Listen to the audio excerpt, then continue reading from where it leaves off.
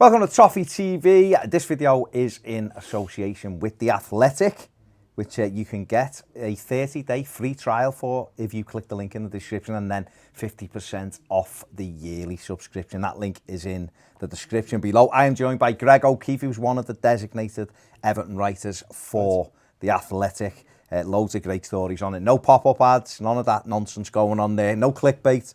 No clickbait from Gregg, just proper articles. So, I mean, Gregg, welcome. Hello. Been a while, mate, since I've been here. I've been It's trying been to get you on. But you've moved to The Athletic. How are you finding it? I'm enjoying it. It's really good so far, yeah. We were just saying, weren't we, off air about how, like, obviously, you and I have known one another for a while, going back to when I was at the Echo, BBC Sport. And it's really exciting to get the call when they were starting in the UK.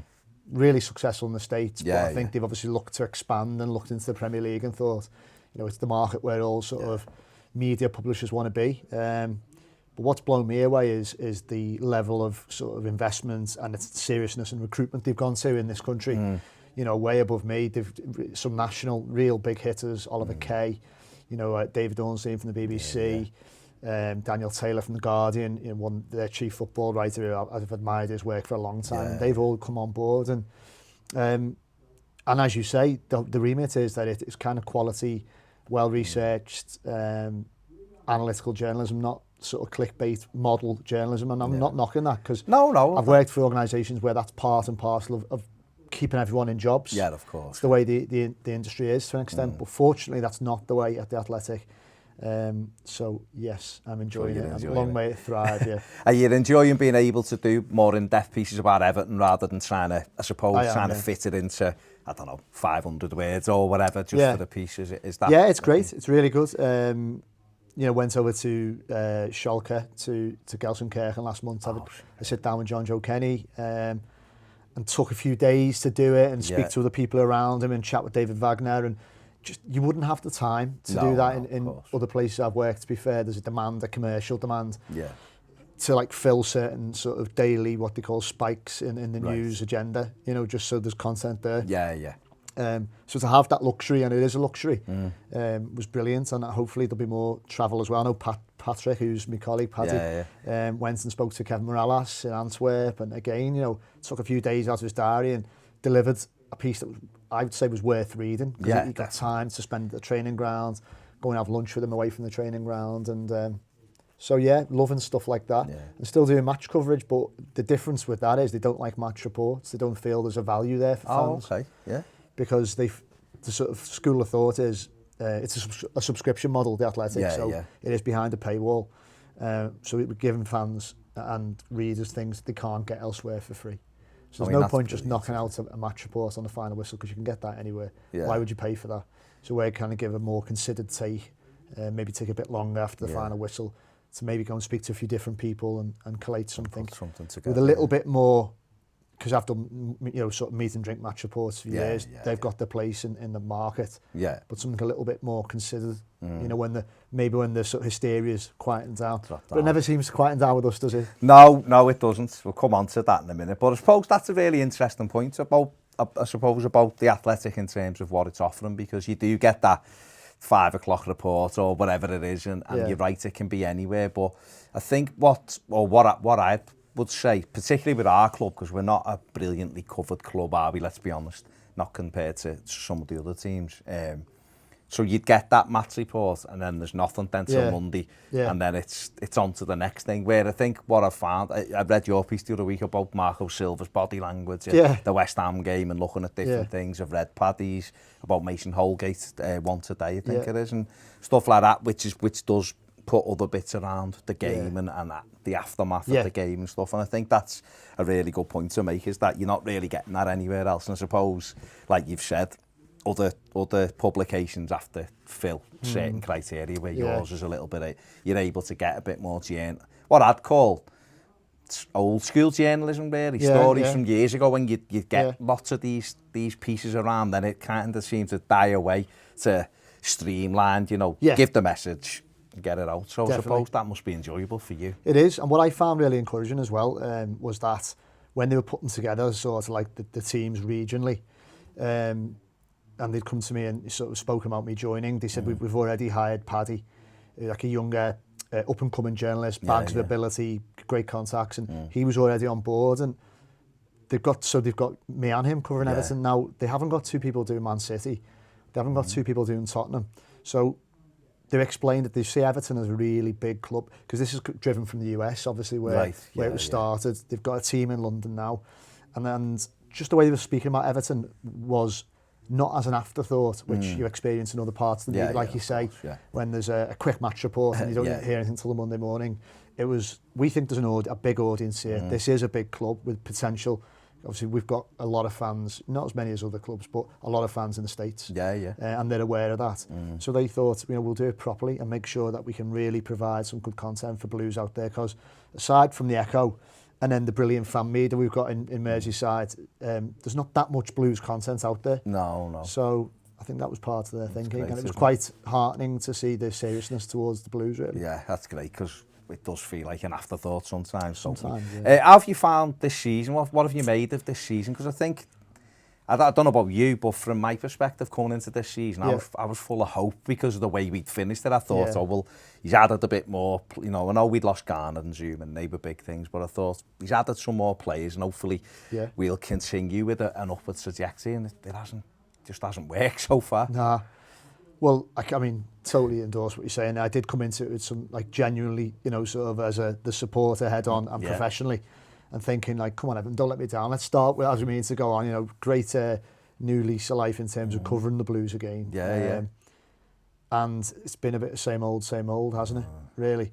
We were all right at the start of the season, but never quite convincing. No. I thought, at the Wolves game, I thought, as an attacking unit, we got, it was a great game, and conceded a couple of goals that weren't ideal, but you're thinking, no, we can outscore anyone here. We're going places, And then really after that, it's been backwards pretty fast, hasn't it? I can only hope that whereas last season it took us till the second half of the campaign to start really breaking down, and he had to really go back to basics and look at the way we're defending and make some hard calls. Hopefully he's going through that period now. Ideally, you wouldn't have that part of the season. No. Because we've probably, given the start we had on paper, already compromised our chances of maybe pushing for the top four. But if he can get through this, the signs were there against West Ham, obviously not so much at Brighton. And then I don't really know how much you can read into Tuesday, because it was very much like one half decent half football. That was it, against the poor side.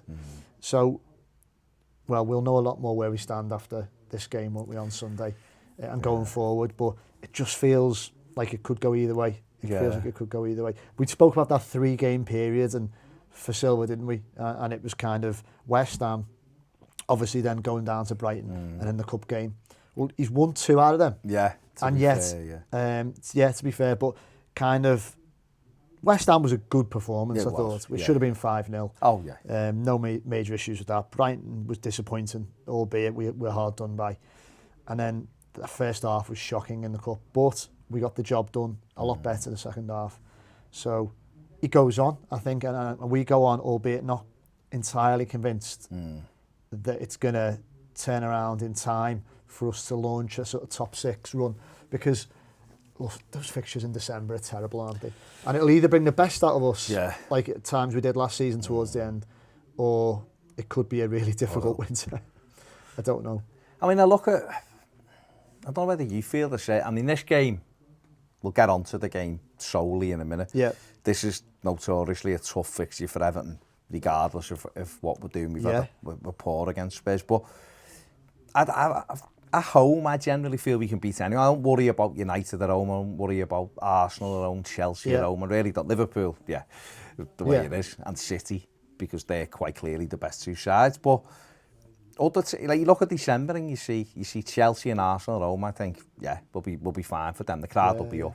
The only issue is they're both half-12s, aren't they? But we were half-12 against West Ham, and the crowd were okay. Enough.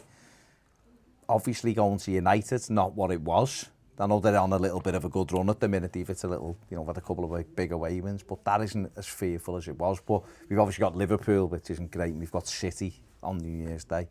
But it's games even like Burnley now at home, you're thinking, they're going to come and just sit, and we're not great against teams that come and sit, which might mean we're better on Sunday, because these won't do that. But I just feel at the minute and I've backed Marco Silva like the way to the hilt, you know, almost because I wanted it to work. I want it to work. I want us to try and put some roots down, but it just feels a little bit like there's no consistency, and I don't know where that consistency is going to come from at the moment. No, well, I agree with you.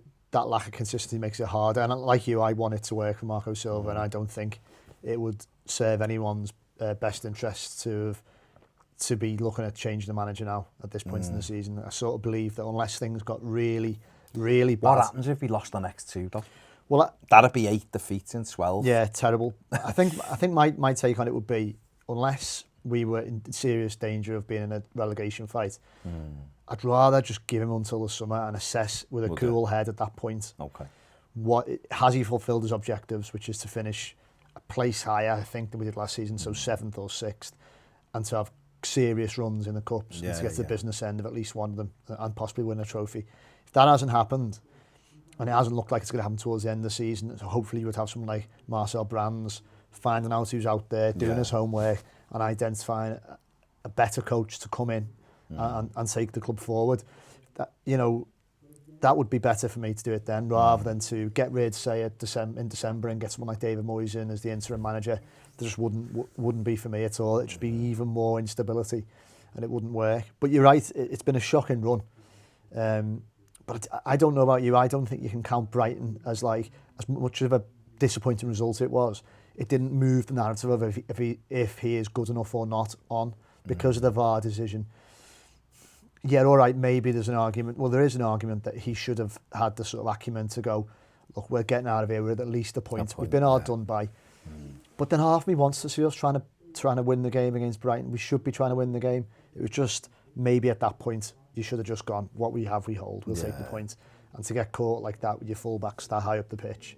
No one coming across either. Was a sickening, so the shape wasn't the best. And the Delph sub threw me because I thought if he's going to bring him on, it should have been Andre Gomez who went off. He was shocking. Wasn't having his best game, was he? Because I thought Walcott had pinned Dan Burn back quite well, particularly second half. And when Walcott went off, if you're not putting Moise Kean there, I'm fine. He might have thought defensively he's disciplined enough. It just left us down that side, and unfortunately the goal come from that side. But that it is what it is. On to this one at the weekend, and this is like I said, a notoriously tough game for Everton. We haven't beaten them at home since the Jelavic 2012, which is remarkable. That's when him and Pinar in the last minute, which is just berserk that we've got these runs against teams. For me, isn't it? We've spent a lot of money. There shouldn't be any reason why we're on these bad runs against teams. It really is. These, oh my God, these are just so different. They're unbeaten in, I think, the last 13 against us, which is their longest ever run with it. So, insane. You know, they come here. What I would say about Sunday is, like you've just said there, we've won our last 2 home games. We've kept clean sheets in both of them. Different performances, there has to be said, but we've won them. Spurs aren't great. No. You know, they've lost 18 games in 2019. The worrying thing is they haven't won away since January, which is always something that we go like that, don't we? But looking at the positive sides of that, they're not in great confidence away from home anyway themselves, are they? So, and we'd actually go above them if we beat them. Yeah, well, that's his role, isn't it? Which is mad, isn't it? It is. I mean, that stat's looming over us, isn't it? The horrific one about them not having won an away game. And I've already had a few conversations with other Blues who, we like to torture ourselves and stuff like this. We love it, yeah. By the way, it's going to happen against us type thing. But it's going to be really important for me that Yerry Mina's fit, because I thought he was our best player on Tuesday before going off. And then, they've had a difficult time on the road, as we said. They didn't have. They were all right in the second half against Liverpool, but I thought at times they weren't the Tottenham that came and absolutely tore us to shreds last season. No.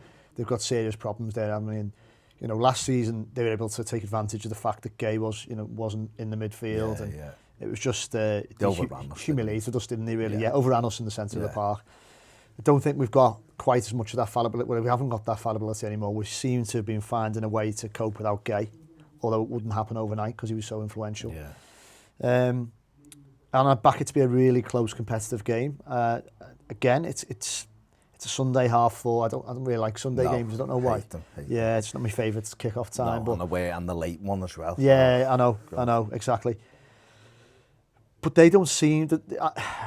They don't seem to be turning it round anytime soon. It's not as if they've been on the they were really unlucky at Liverpool. I know they had a go, but if we can get in early, the atmosphere's up as much as we can, and get into them early, I think we've got a chance. It could be every record's going to finish, and it could be our chance, couldn't it? It's got to. I mean, we've got to. In my opinion, we've got to get the first goal. We know we don't come back when we go behind, and that was what was so annoying about Brighton. We were 10 minutes away from getting rid of that record for him and getting another thing off his back, But to get ahead against these, I think puts doubts in their mind. Then again, when you're not winning away, we know this as Evertonians, and we've got this at the moment. When you go behind, you just think, here we go again, and people are edgy. I think the bonus for us is, I don't think their back four are playing particularly well at the moment. They look, if you believe the rumours, there's all sorts going on behind the scenes. They're not firing on all cylinders going forward. I know they beat Atalanta 5-1 or 5-0 or whatever in the Champions League, but they've had a 7-2 home defeat by Munich in that as well. So they're not playing great. I just think for Everton, we are generally stronger. We've won 7 of the last 9 home games. We are quite strong at home. Take the Sheffield United game out of it. So it's an opportunity for us to, with home comforts. But what you said right at the very start of this, Mina being fit, it's the key thing. We need him. And I would have him in Holgate, no problem. Well, I was going to say, I think there's a good argument for that. The way Holgate played, and again against Spurs, pace-wise as well. Exactly. With Son and Ericsson, Dele Alli, I would definitely say there's an argument to start if Mina's fit, Mina and Holgate. I'll be honest, I'm never been quite convinced with Holgate, but he's proven me wrong, or he's certainly given me a lot of food for thought with the last few games I've seen. Is it just because he's not played a lot though, Greg? Because we've seen, I've seen good parts of his game and then other parts where he's let people run behind him and it's a goal. Or that's happened. This concentration thing, but we watched John Stones doing that kind of thing and never being dropped ever. Doing drag backs and giving penalties away against Swansea, and Martinez was like, well, he's learning. Where Holgate, it seemed, I'm not saying he's as good as John Stones or will be, I'm just saying with Mason, it's been like in for a few games, makes a mistake, he's gone out the team, and I suppose a run of games maybe, but he probably needs it for everyone to go, he is, or he's not actually good enough. Do you know what I mean? I was actually at the point, to be honest, where it was, he's not actually. Well, you won't be on your own because we've not seen enough of him. No, true enough. But what we've seen, you can't judge him on what he's done lately, and he's had his chance and he's taken it. What do you think on Moise Kean? Because I know he's starting to become that sort of figure. A lot of Blues are talking because he's not in the team and they spent a lot of money on him. He's becoming a bit of a lightning rod for frustration at Silva. If you will, I'll tell you my take on it if you don't mind before, because I know I've asked you the question, but I think he's going to be a while away from being what we hoped he was going to be, and I think he's a good player, a lot of potential, but given what we needed in the summer, and I'm not convinced it was doing Silva any favours signing him. I think, from what I understand, Brands identified him as a player who wanted to bring in because he ticked the profile of being young, great resale value, and had the potential to have an impact early. I think Silva wanted Mandzukic, and actually he was 3 or 4 down on the list, Moise Kean.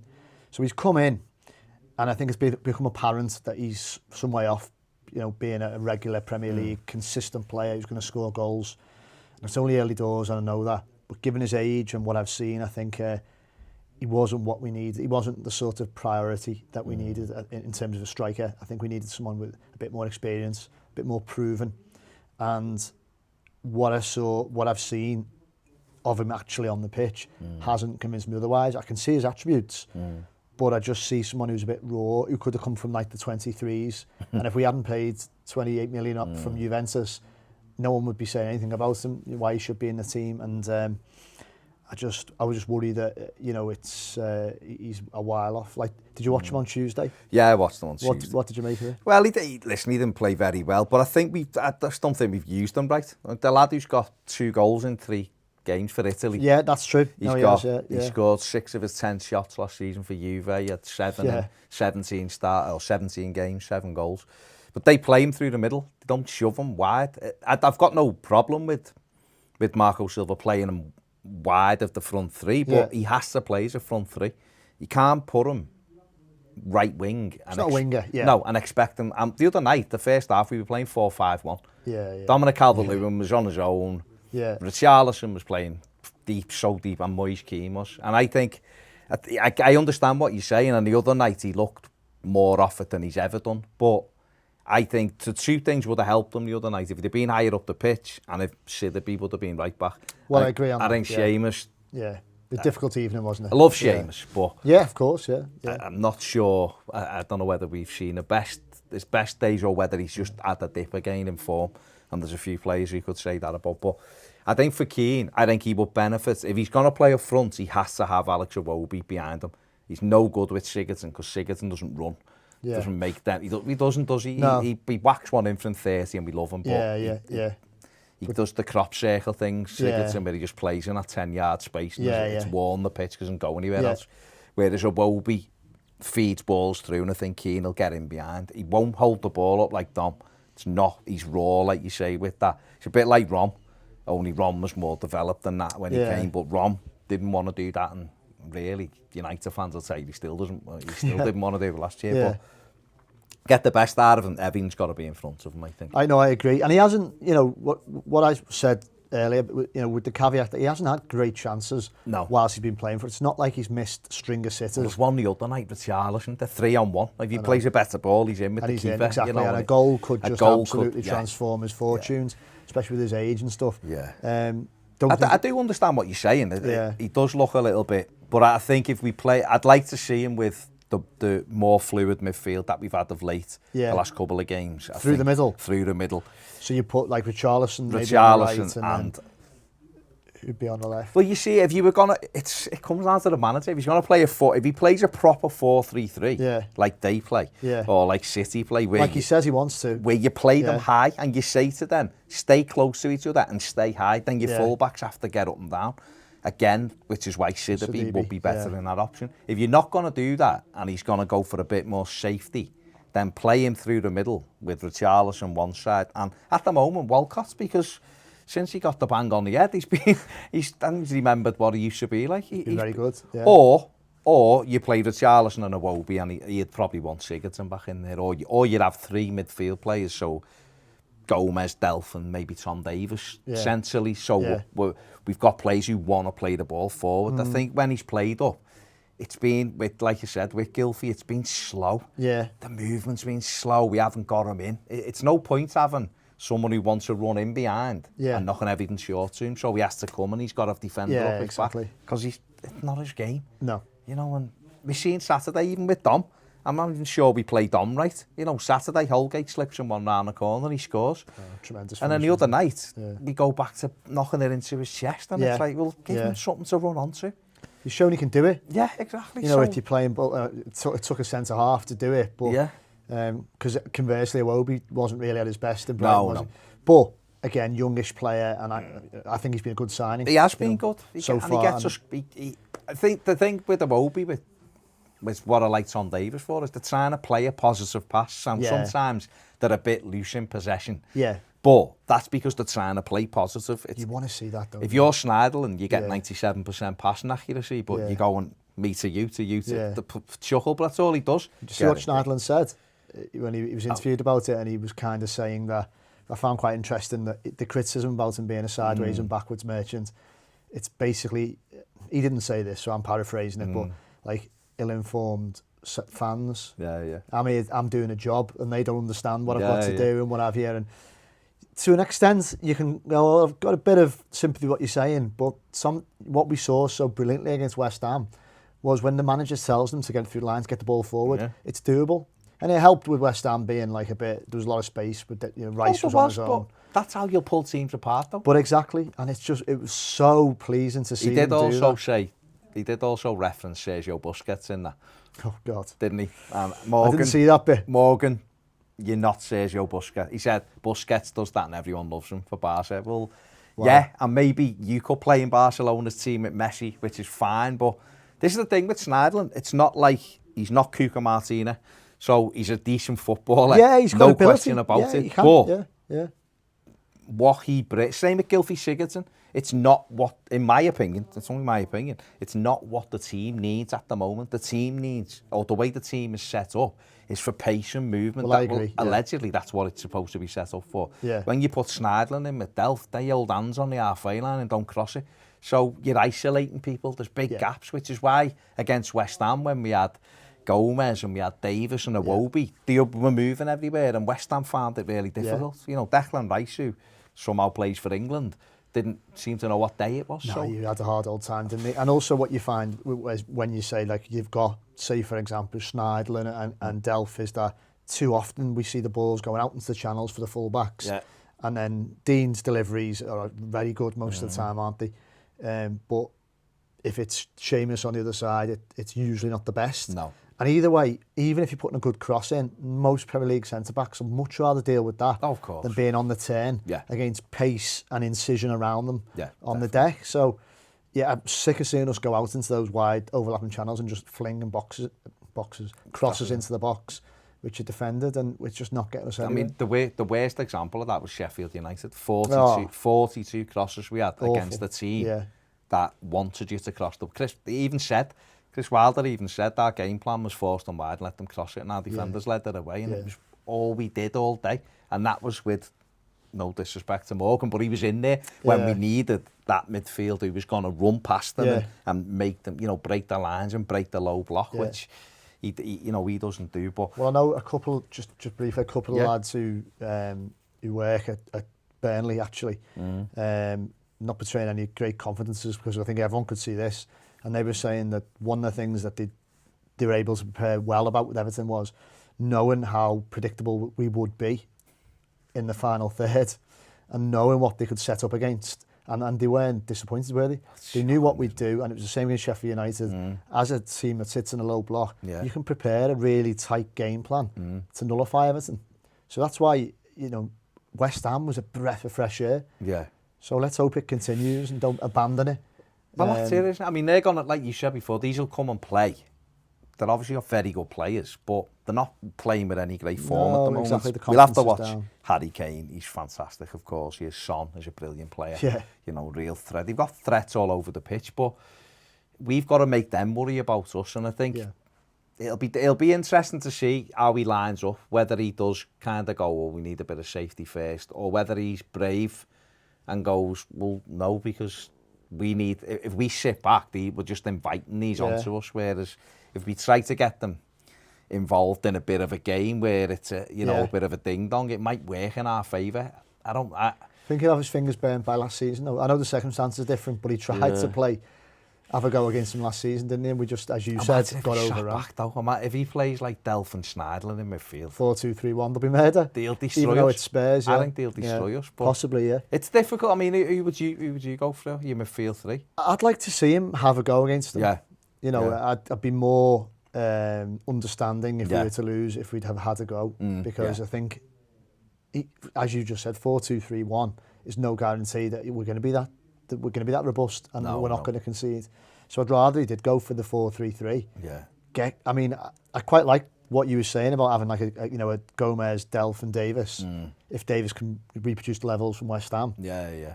And then having like a young, mobile, quick front three. Let them worry about us. You know, if Mina's fit, obviously that helps, because you've got like arguably your best centre back on the pitch. Yeah. Well, he is your best centre back this season, in my opinion. Definitely. So we'll have to see. And it's Sidibe. It has to play. Would you play Sidibe? Yeah. Absolutely, yeah. I would. I know Seamus and I know Sidibe last week was pressing high up the pitch, but it's about communication. And it's about saying to one of your midfield players, if he's gone pushing on, you'll have to come over to the right.